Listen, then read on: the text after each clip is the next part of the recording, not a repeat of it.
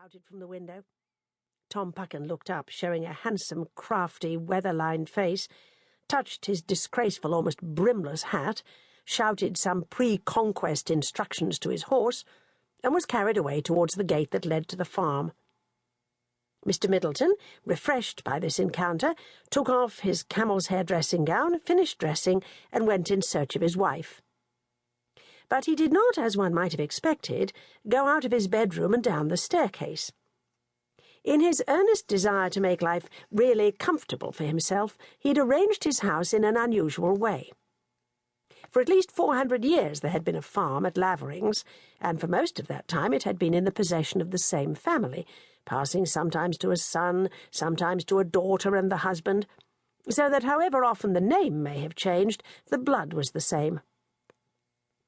Even so, the farmhouse itself had been altered, pulled down in parts and rebuilt, added to, occasionally burnt, but had kept its own spirit and the name of its original builder.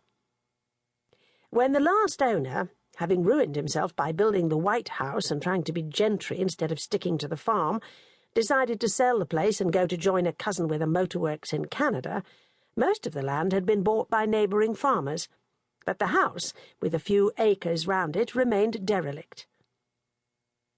John Middleton, a rising architect, happened to pass Laverings on a walking tour, recognised it at once as his house, but could not afford to buy it. He had a simple confidence that he would always in the end get what he wanted, a confidence which so far had never been disappointed, though a generous habit of mind and an aged mother to support made it very difficult for him to save money. For 10 years Laverings remained empty and desolate. At the end of this time, a very unpleasant gentleman called Sir Ogilvy Hibbard suddenly made an offer for it. The county, who disliked and resented Sir Ogilvy because he was a Liberal and not quite the sort we want, though admitting that there had been some perfectly presentable Liberals, anyone didn't really know them, suddenly resolved itself into a kind of informal committee of hatred, with Lord Bond of Staple Park, near Skeins, well known for having voted against Clause 3 of the Root Vegetables Bill, in the chair.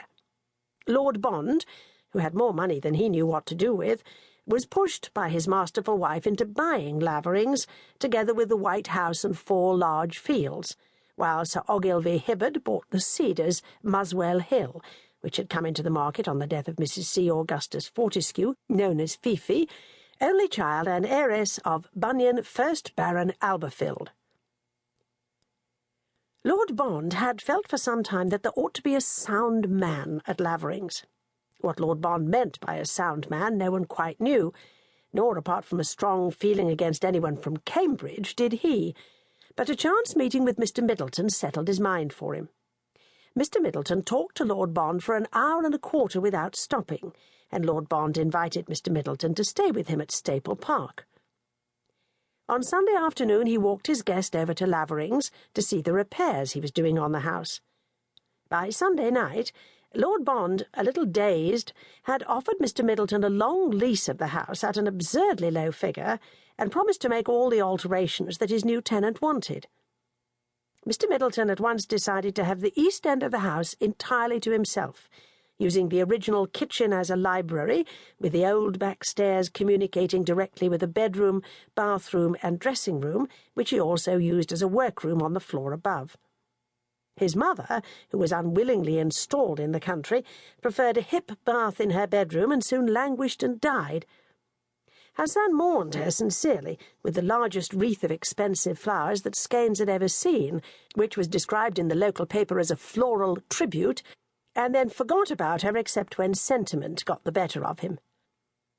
For 10 more years Mr. Middleton lived alone at Laverings in great happiness, going to town from Tuesday to Friday every week, working with concentrated violence on Monday and Saturday morning, and talking to weekend guests from Saturday afternoon till late on Sunday night, or well into the small hours of Monday morning. During this time he set up as a very mild, amateur gentleman farmer, and had lately added to the little herd of cows he already possessed the blue farm cart with red wheels, whose acquaintance we have just made. When Mr. Middleton met his future wife, she was an orphan and over 30, and Mr. Middleton was nearly 50, so it seemed a suitable marriage enough.